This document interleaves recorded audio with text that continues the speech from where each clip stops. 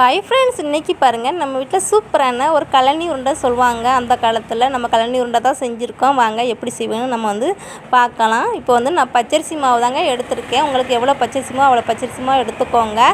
இப்போ சர்க்கரையில் தான் நம்ம காய்ச்சி எடுக்க போகிறோம். சர்க்கரை நல்லா உடச்சி தண்ணியில் சேர்த்து நம்ம காய்ச்சி எடுத்துக்கிடுவோங்க. இது கம்பி பதம் எதுவும் வேண்டாம், சும்மா கொதிச்சா போதுங்க. இப்போ நல்லா பச்சரிசி மாவில் நல்லா சுடு தண்ணியை சேர்த்துக்கோங்க. சேர்த்துட்டு நல்லா கொதிக்க இருக்குங்க சுடு தண்ணி, அப்போ தான் நல்லா வருங்க.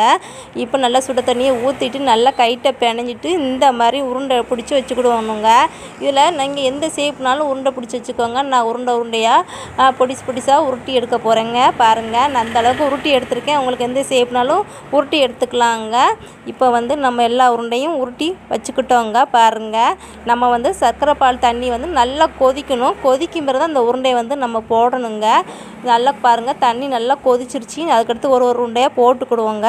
போட்டுட்டு நல்லா பாருங்கள் கொதிக்க தொடங்கிருச்சு. இப்போ நான் கொஞ்சம் அரிசி மாவை கலக்கி தண்ணி சேர்த்து வச்சுருக்கேன். அப்போ தான் கொஞ்சம் கொல கொலன்னு இருக்குங்க. குடிக்கும்போது நல்லா கட்டியாக இருக்கும்.